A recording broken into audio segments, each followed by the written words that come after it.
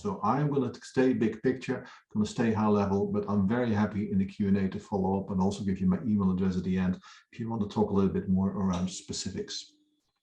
So just shifting gear a little bit. Climate emergency, of course, we're all deeply involved in this conversation. That's the reason, of course, on the call here today. And for me, there's been so many wake-up calls over the last so many years. But probably nothing more powerful than what's kind of played out over the last couple of years, and particularly the IPCC report very recently around Code Red for Humanity. I mean, they can't get more clear than this kind of message there. It's kind of hitting everybody pretty hard. And I've seen the debate, I've been involved in this debate for decades, but the last couple of years, I have seen societal expectation is changing, and it's changing in different places around the world.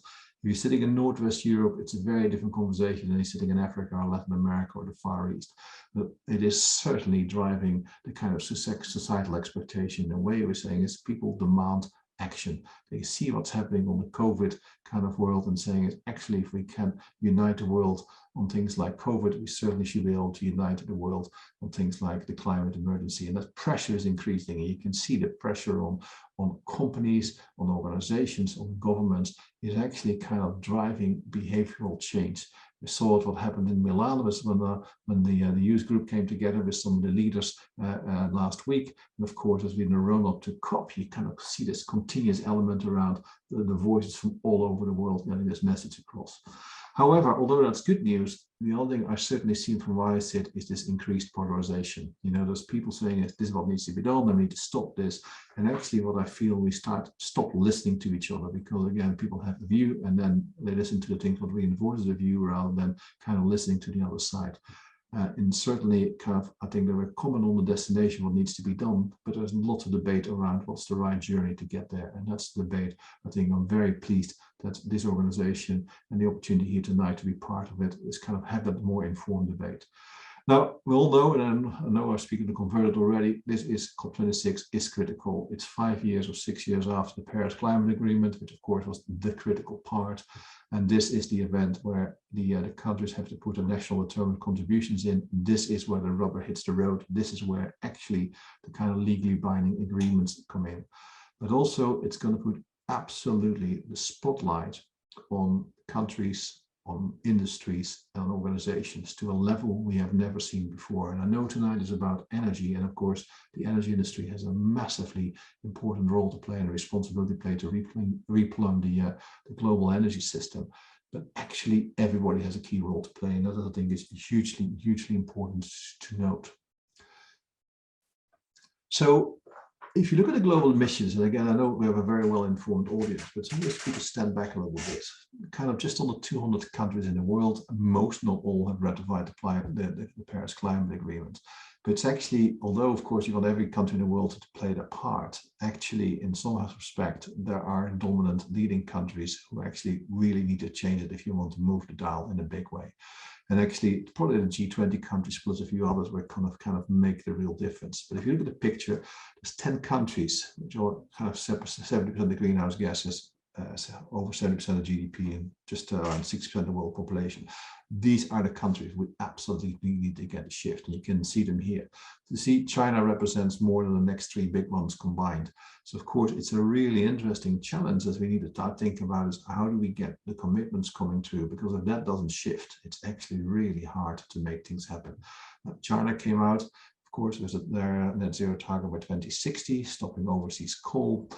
You see other countries coming out, but we're still waiting for India to come out with a clear picture of what they want to be. And again, before we get to COP, really would be quite nice to know where we stand, because of course that's going to be absolutely critical. Now, the UK is quite an important one, but the UK, in terms of what it is, we have around 1% of the world population, around just over 1% of the world's emissions, and just around 1% of the world's oil and gas production. So it's a very interesting microcosm, what plays out here, what kind of the world is going to look like. So although we rank 16, 17 in the world in terms of emissions, we have a massively powerful voice to actually make a difference, and particularly with the presidency of the G7 countries, and of course soon with the kind of hosting and kind of being the presidency of COP, the UK can make a real impact. And the kind of some of the things the UK has done already, being one of the first of the leading countries to put net zero in this legislation, has been absolutely key. We are one of the countries where the destination is clear, and we're just talking about a journey rather than still have a discussion what the destination should be. So it's quite interesting how we can play, but this is only going to work if the big economies and the kind of big countries, particularly the big emitters, are going to make the difference. And that's going to be the real kind of focus in my mind, what needs to play out at the conference in a few weeks' time. Let's shift to the next one. Just in terms of COP itself, I mean, always when I talk about it, everybody knows, will know what COP actually is. I always find it interesting. Of course, COP26, it means we had COP 25 COPs before COP26. Some successful, some not so successful.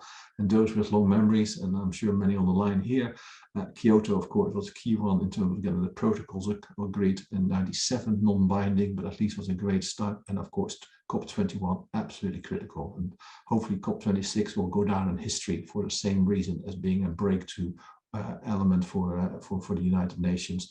And of course, it's hosted here in the UK, 3 hours from where I live. So I do want to make sure it's a very successful session. But the expectations are really tough. So tougher emission cuts by 2030, everybody knows that, and to reach net zero by 2050. If I read what I read, and again, my information might not be perfect, but based on the national determined contributions submitted so far, we're not anywhere close to getting to the targets we want to be. So even the countries who have submitted, we're not there, as more to be done. And of course, not everybody has submitted yet. And of course, that is for the some of the well-developed nations, but there's also need to be money made available for the kind of developing nations. At the moment, we said we would target to get 100 billion a year. We're not even at that number yet, so it's going to be quite a challenge to actually get to the numbers we need to get to. So it is a hugely important moment, I think, for the whole global community to saying is how can we kind of pull this together and make sure this is a success. And of course, things like phasing out coal is going to be a hugely important part of it. But for those who follow what's currently playing out in the current markets at the moment, what's happening on the petrol and the forecourts, the petrol price in the forecourt, what's happening in the international coal market and the national gas market, this is not trivial. So coal prices historically been around $40 a ton. Today or yesterday they were around over $200 a ton. Gas prices today in Europe hit the highest level on record. So actually what we see happening, although we want to phase things out, there's a huge demand for hydrocarbons at the moment to kind of cope with the kind of shortage of energy we see around the world. So a massive focus to make this work and to be successful around that. So that's of course when you look at countries, but the world isn't equal. And so I always find it interesting to look at per capita emissions. So it's to take the emissions of the country and divide it by the number of people who live there. Now I'm colorblind, so I'm not going to tell you what the colors of these charts are, but look at light and dark. The darker it is, the higher the emissions per capita on this kind of global map. So there is a very, very different conversation taking place if you live in Northwest Europe, which I think is leading many of the conversations around carbon reductions, changed to a lower carbon world, versus when you live in Latin America, North America, or in Australia. Very different starting points. So although we have all the same destination of net zero, we have wildly different starting points. And particularly if you look at the emissions per capita in the UK compared to the US, it's a factor of 4 or 5 different. So you can see the challenges of actually getting the world behind this kind of the common agenda is going to be very, very, very challenging. Now, and of course, what I said is the current crisis is not helping. In China at the moment, 2/3 of the electricity generated comes from coal generation. And with the coal prices going up, there's a real challenge where energy for China is going to come. Japan has been relying very heavily post-Fukushima on gas, imported particularly from Australia, and the gas prices, it's almost cheaper to burn fuel oil than it is to burn gas. So we have issues. What's saying is, how do we kind of deal with the current crisis to get us on track, what we need to do for a COP26 agenda. So what does that mean for the UK? And I know quite a few people here listening are UK based. So I'm going to do two pictures because it's an energy conversation. We have to talk about and change the energy system in the UK. That's the picture on the left. And then the picture on the right is what it means for the wider kind of UK economy. So it is very, very clear that kind of the amount of fossil fuels we use need to go down. It can only go one way. And that is exactly what the plan is, about 80% reduction over the next kind of 30 years, and that might be able to go faster, and a massive increase in offshore wind, hydrogen, and carbon capture and storage. You see that happening. Now, please note, because we see this debate all the time around fossil fuels, currently the UK consumes far more than we actually produce domestically. Just over 2.5, 2.6, 2.7 million barrels a day consumption in the UK. We produce 1.5 million barrels a day domestically. So the UK is a net importer of hydrocarbons and therefore exposed to these prices, what we currently see happening in the market around it. Over time, it will kind of decline, but still will need hydrocarbons for very high temperature intensive industries, and also, of course, for our chemicals industry and for other type of industries. We need the product.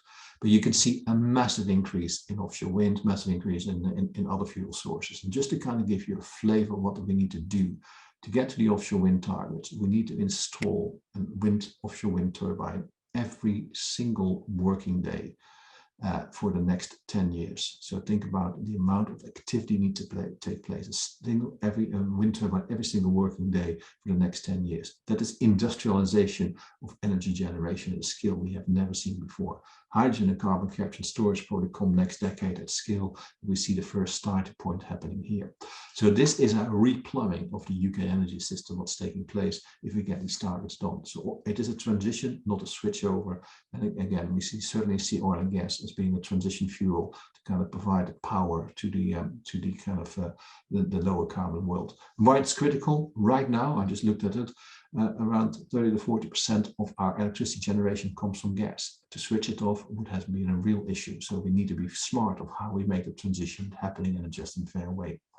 But if you look further down the UK itself, the way it's going to work in terms of how we're going to live, how we're going to work is massive. I'll give you some examples. We have 29 million homes and offices in the UK, and the vast majority are gas-fired.